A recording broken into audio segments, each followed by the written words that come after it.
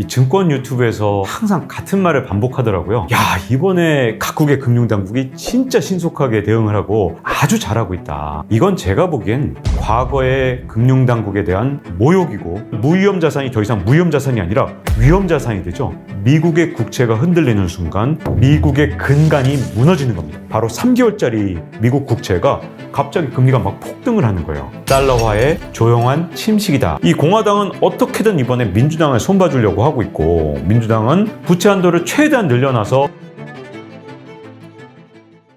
안녕하세요. 머니인사이드 구독자 여러분께 인사드립니다. 저는 박종훈 기자라고 하고요. 박종훈의 경제한방이라는 유튜브 채널을 지금 현재 운영하고 있고, 그리고 제가 자이언트 임팩트라는 책을 비롯해서 어느덧 10권의 책을 썼습니다. 만나 뵙게 돼서 정말 반갑습니다. 이게 결코 끝이 아니라는 겁니다. 실리콘밸리 은행 사태가 일어난 다음에 크레딧 스위스까지 파산 위기까지 처하는 과정에서는 숨가쁘게 돌아갔지만, 결국은 이 문제를 해결하기 위해서 미국 연준뿐만 아니라 여러 나라의 중앙은행들이 일반적으로 돈을 풀거나 아니면 돈을 푸는 것과 굉장히 유사하지만 이게 직접적으로 푸는 방식이 아니라 조금 다른 방식으로 돈을 풀면서 시장을 떠받치는 방식을 썼거든요. 근데 문제점이 하나 있습니다. 실리콘밸리 은행 같은 은행들은 일단 파산을 멈춰서 경제 위기나 이런 걸로 파급되지 않은 것처럼 보이지만, 뒤쪽에서 무슨 문제가 생기냐면 이렇게 해서 조금만 돈을 잘못 빌려주면 은행이 망하는구나. 여러분들이 은행장이라면 어떻게 하시겠어요? 이런 실리콘밸리 은행 파산 이전하고 이후는 여러분들이 은행장일 때 완전히 달라질 겁니다. 그전에는 마음 놓고 돈도 빌려주고 경제활동도 마음껏 하고 금융활동도 다 마음껏 하지만, 일단 이렇게 해서 막 줄파산을 하고 또는 파산할 뻔하는 그런 위기 속에서 한번 겪고 나면 돈을 잘 빌려주지 않으려고 하게 되고요. 돈맥경화라고 돈이 잘 돌지 않는 현상이 일어납니다. 그러면 이게 기업들이 돈을 구하기도 힘들고, 특히 상업용 부동산 샀거나 이런 사람들이 채권이 만기가 돼도 계속해서 롤오버를 해나가야 되는데 그게 안 되는 거예요. 이게 물밑에서 자꾸 진행이 되는데 겉으로는 보이지 않는 현상이 2개월에서 길면 6개월까지 과거의 사례를 볼 때 진행이 됐었습니다. 이것만 있는 게 아니라 또 다른 두 번째 문제가 발생을 하는데요. 이렇게 은행들이 망하게 되면 국회가 가만히 있지 않습니다. 미국 같은 경우는 의회, 상원과 하원 같은 경우가 되겠죠. 은행이 망했어요. 상원이 당장 불러다가 거기서 야단을 칩니다. 너 어떻게 감독을 했길래 은행이 망할 정도까지 지금 방치를 했냐? 너 이제 대책을 내놔라. 실제로 실리콘밸리 은행 사태 2주 뒤에 상원에서 불러다가 부위원장을 불러다가 막 야단을 쳤어요. 그랬더니 뭐라 그랬을까요? 이제 제가 이런 일이 없도록 규제를 강화하겠습니다라고 합니다. 자, 근데 은행들이 한껏 돈을 푼 상태잖아요. 근데 여기서 갑자기 규제를 강화하면 그동안 시중에 풀었던 돈을 어떻게든 은행들이 회수하는 현상이 일어나고, 롤오버, 결국은 만기가 됐을 때 이 만기를 연장해주는 그렇지 않은 현상들이 자꾸만 일어납니다. 이것도 역시 신용경색 또는 돈맥경화를 부를 가능성이 굉장히 커지거든요. 자, 지금의 상황을 사람 인체에 비유를 한다면 이제 상처가 났어요. 그래서 막 썩어 들어가는 그런 상황인데 돈으로 도포를 한 겁니다. 약으로 1cm 정도 두껍게 약으로 도포를 하면 이제 상처가 썩어 들어가도 이 약으로 도포되어 있기 때문에 안 보이잖아요. 근데 이 상태에서 한 2달, 6달 계속되게 되면 썩은 상처가 드러나는 현상이 일어나거든요. 이번에 크레딧 스위스 사태라든가 아니면 실리콘밸리 은행 파산을 겪으면서 이 증권 유튜브에서 항상 같은 말을 반복하더라고요. 야, 이번에 각국의 금융당국이 진짜 신속하게 대응을 하고 아주 잘하고 있다. 그래서 과거처럼 실패한 금융당국의 모습이 아니라 위기들을 잘 넘어가는 것 같다 라는 증권 방송이 정말 많았습니다. 근데 이건 제가 보기엔 과거의 금융당국에 대한 모욕이고 실제 과거의 역사가 아닙니다. 우리가 2008년 글로벌 금융위기 때 워낙 큰 위기가 왔기 때문에 뭔가 연준이 엄청나게 잘못을 하거나 실패를 했기 때문에 그런 일이 생겼다고 생각하는 경우가 정말 많거든요. 사실 이번 실리콘밸리 은행 사태나 이런 것들을 해결하는 모습하고 거의 유사한 모습으로 미국의 연준이 2008년에도 대응을 기민하게 했기 때문입니다. 바로 2008년 3월이었습니다. 이번에도 2023년 3월에 문제가 생겼잖아요. 이렇게 똑같이 3월에 문제가 생겼는데, 자, 이번에는 크레딧 스위스가 가장 큰 문제였죠. 근데 2008년 3월에 문제가 됐던 건 바로 베어 스턴스라고 미국의 5대 투자은행이었습니다. 근데 이렇게 큰 투자은행이 그때 2008년 3월에 한 수요일 정도에 위기 온다 막 그랬었어요. 근데 베어 스턴스에서 우리 은행은 멀쩡하다. 걱정하지 마라. 뭐 이랬었습니다. 근데 목요일 되니까 이거 아무래도 이상한데? 라는 생각이 좀 들었고 금요일날 베어스턴스의 주가가 진짜 폭락을 하면서 장을 마감을 했습니다. 자, 그랬더니 미국의 금융당국이 진짜 빨리 움직였어요. JP모건을 자꾸 부추겨서 빨리 베어스턴스 사라. 너 이러다가 금융위기 오는 것보다 사는 게 낫지 않냐? 이렇게 된 겁니다. 그래서 그때도 일요일날 베어스턴스를 JP모건이 인수를 한 겁니다. 그 덕분에 금융위기가 오지 않고 3월달에 잘 넘어갔던 거죠.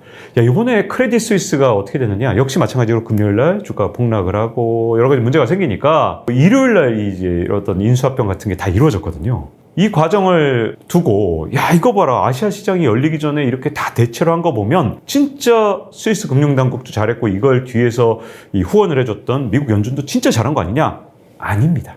2008년에도 이 미국의 연준이 정말 기민하게 대응을 했는데요. 자, 근데 문제점은 이겁니다. 베어스턴스 사태는 해결을 했어요. 그러니까 그 당시에도 연준이 금리를 크게 낮췄는데 먼저 0.75% 낮추고 그 다음에 다시 0.25%포인트를 낮춰서 한꺼번에 두 달 사이에 1%포인트 금리를 낮춘 겁니다. 그리고 그 당시에는 양적 완화라는 게 발명되지 않았기 때문에 대신 미국 정부가 수천억 달러 엄청난 돈을 써서 부양책을 동원했습니다. 그랬더니 미국의 증시가 어떻게 됐을까요? 3월 14일부터 엄청난 속도로 주가가 오르더니 결국 6월 5일 정도까지 나스닥 지수가 얼마나 올랐냐? 17%가 오른 겁니다. 왜 그렇게 올랐냐? 금리를 낮추고 정부에서 돈을 뿌리니 당연히 주가는 당장은 반등을 했죠. 근데 금융 시스템의 문제가 한 번 생기니까 이게 점점 더 썩어 들어가는 부위가 문제가 생긴 겁니다. 그래서 그 뒤에 페니메이, 프레니백, AIG라든가 미국의 정말 어마어마한 금융회사들이 파산 위기라는 얘기들이 점점 나오기 시작하니까 6월 달부터 주가가 하락을 하기 시작하더라고요. 그래서 6월 5일에 기록했던 고점 대비 나스닥 지수가 정확하게 반토막이 났습니다. 그 이유는 썩은 부분이 점점 더 문제가 생기면서 그 환부가 점점 더 파급이 된 겁니다. 이런 문제가 생겼을 때 금융당국은 약을 도포하는 걸로 끝내선 안 됩니다. 그 다음에 조치가 꼭 필요한데 이 썩어가는 부위를 확실하게 도려내야 더 이상 새살이 썩는 걸 막을 수 있거든요. 앞으로 보셔야 될 건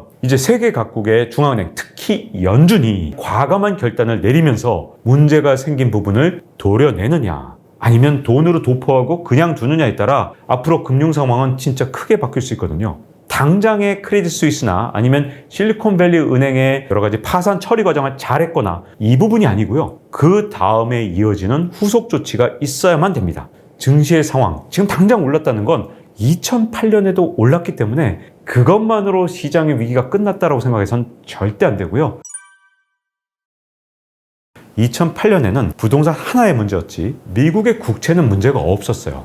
미국의 금융시장에서 국채가 문제가 된 적은 한 번도 없었거든요. 그래서 미국의 국채를 우리가 뭐라고 부르냐 하면 무위험 자산. 금융위기가 온다 그러면 2008년에 미국에서 금융위기가 시작됐는데 너무나도 놀랍게도 글로벌 투자자들은 돈만 있으면 미국 국채를 사려고 했어요. 그렇기 때문에 미국 국채 시장은 그 어떤 시장보다도 탄탄한 모습을 보였습니다. 그런데 이번 문제점 2023년 3월에 실리콘밸리 은행이 다른 데도 아니고 미국 국채에 투자했다가 문제가 된 겁니다. 이번에 미국의 연준이나 정부에서 내놓은 정책이 너무나도 메가톤급이었어요. 왜 그러냐면 2008년에 글로벌 금융위기로 진짜 시장이 완전 붕괴됐었잖아요. 그때도 내놓지 않던 정책을 2023년 3월에는 내놨다는 겁니다. 바로 예금자 보호 관련 정책인데 미국에서 예금자 보호는 원래 25만 달러까지입니다. 글로벌 금융위기 진짜 엄청났거든요.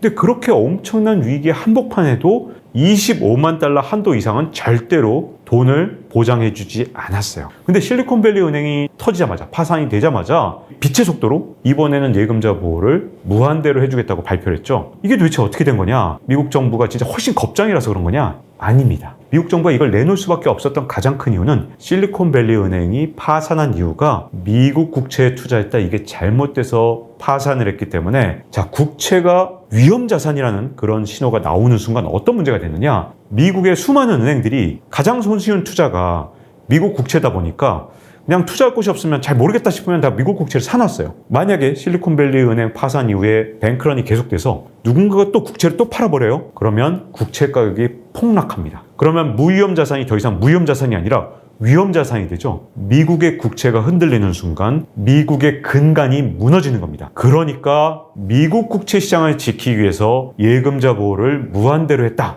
이렇게 보시면 됩니다. 여러분들이 꼭 아셔야 되는데 미국의 달러 패권을 지키는데 너무나 중요한 게 미국 국채거든요. 돈이 생기면 제일 안전하다고 생각해서 세계 각국의 중앙은행은 이 돈을 가치 저장하기 위해서 미국 국채를 사왔던 겁니다. 무역으로 돈을 번 우리 같은 나라 경상수지로 이제 돈이 쌓여요. 흑자 본 만큼 이 돈 갖고 뭐 했냐? 우리가 국채를 사주면서 미국 입장에서 선순환이 일어났던 거죠. 근데 이 선순환의 고리가 깨지는 순간 이거 국채를 더 이상 가질 수 없네? 라고 하면 달러 패권이 무너지는 굉장히 위험한 단초가 될 수 있는 거거든요. 그러니 무슨 일이 있어도 국채 시장을 지켜야 했던 겁니다. 그리고 또 한 가지, 여러분 옛날에는 달러 발행할 때 이 달러 뭘 믿겠어요? 종이돈이잖아요. 이거 우리가 믿을 수가 없는데 예전에 금본위 시절에는 어땠냐면 달러 발행한 만큼 미국에서 보장을 해준 겁니다. 이 달러를 갖고 오면 금으로 바꿔줄게 라고 해서 처음에 달러 패권 시스템이 시작된 거거든요. 근데 이게 나중에 금이 부족하잖아요. 미국에 금이 없어요. 그래서 금으로 바꿔주는 걸 중단하면서 이걸 금태환 중단이라고 하는데 그 뒤에 우리가 이 종이돈을 뭘 믿고 있어요? 믿을 게 하나도 없잖아요. 이렇게 금본위제가 끝난 다음에 달러를 발행할 때 달러의 담보는 이제 더 이상 금이 아니라 미국의 국채로 바뀌었습니다.